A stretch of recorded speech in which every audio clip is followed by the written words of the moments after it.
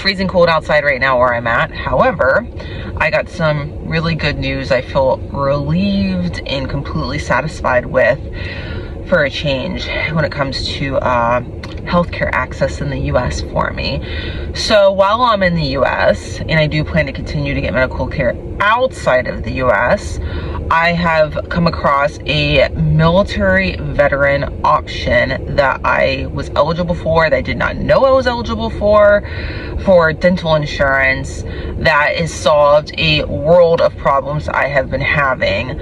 And so I need some pretty basic stuff, just dental cleanings while I'm in the US, and that's it. My other stuff that I want to have done, like Invisalign on a couple of my teeth and teeth whitening, I'm doing that outside the US, okay? If I need any major restorative dental work in the future, which hopefully I won't, I take great care of my teeth, I'm gonna do that outside of the US, okay? Because it is way too expensive inside of the US. These prices these dentists are charging are crazy. Let's just call it what it is. And they've got this weird x-ray scam that they're running on everyone, in my opinion, that did not previously exist. And now they want to x-ray everything and everyone for no particular reason to make money so they can bill more, whether it be to the person, the patient, or the insurance company, or whatever. And in the area where I am living, I have found that the dentists don't want to work with patients. They seem to be more interested in insurance companies, and it's just insane, because if they would work with patients and just take the money that the patient's paying the insurance company, they would make more money than the patient, i.e. me, paying the insurance company, so that the dentist only gets a tiny portion of that money, because that's exactly what's happening. It's being rationed out to them. It's very tiny. But whatever the case, with the active duty military, there's only one contract. It's a non-competitive contract. It's MetLife. I did have that at one point in the past, and in the beginning I thought it used to be in United Concordia, then it became MetLife, the new contract. United Concordia I had good experiences with, and then MetLife took over, and initially the experiences were positive, and then over time it became more negative. And I just found, in my perception experience, that we were paying more money out than what it was actually, the benefit was worth, the insurance was worth it to us personally, okay? And I also found that the network, in my experience, seemed to be decreasing. Now, maybe it wasn't, maybe it was increasing, the network, I don't know, but I was not happy with it. So I canceled insurance, no regrets about that. And then I started getting my dental outside the US. And that was good for me. That worked out. Problem is, I'm not outside the US all the time. I'm inside the US most of the time. So I need to have some kind of dental options that are workable in the meantime. And that's been really, really hard. And it didn't used to be this hard. But getting healthcare in the US in any way, shape, or form sometimes feels like it's harder than others, but other times, because of like innovative companies with telehealth and stuff, it feels easier than ever as well, with technology being leveraged. So it just depends on what type of healthcare, I suppose. But dental for me has been nothing but a challenge, and every option I looked at was just not workable.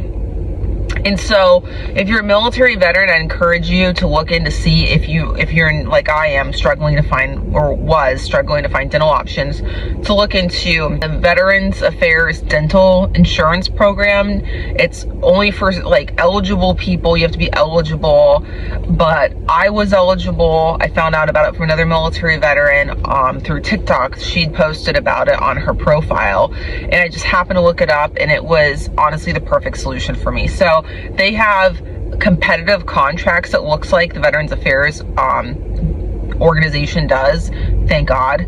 So it's MetLife, and it's Delta Dental Insurance. And as I said, I would not go back to MetLife. That's me, that's my personal experience, just not something I would choose to do again. Also, ironically, not only would I not want to go back to that insurer, but also that one cost more money in premiums. And I thought that was really interesting. Delta Dental Insurance, according to them and their Instagram, is the largest dental insurer in the entire nation. And in my area, they have not every single dentist in network in my area, but literally almost every single dentist in my area it seems like, is in that network. So I have a ton of options. All these dentists recognize it, and it's great, like great for what I need. I have the lowest cost plan. It's gonna take care of my cleanings. I don't have to have a deductible. I'm really happy with it for what I'm paying. It's totally worth it. I can't negotiate with these dentists directly because they're don't have any business sense, and they want to charge a fortune for things I don't need, like x-rays. So I found a dental practice that was really reasonable and wasn't going to try to force unnecessary x-rays on me, so I was really happy with that. They respect patient rights, this dental practice I'm going to be going to, which is a thing of the past with most of these dentists. I swear to God, most of these dentist offices are just so bad nowadays. And they take my insurance, they recognize it, and everything else. The only alternative I really had was, like, there was some subscription in my area where you could pay like a certain amount of money per month, but honestly, for what I'm getting, what I would get, it's not worthwhile. For paying for this insurance, I actually pay less money, and I get more value out of it than I would have, and I can pick any dentist I want in my area, and there's a bunch in this network, so it was beautiful. Like, I was so happy with it.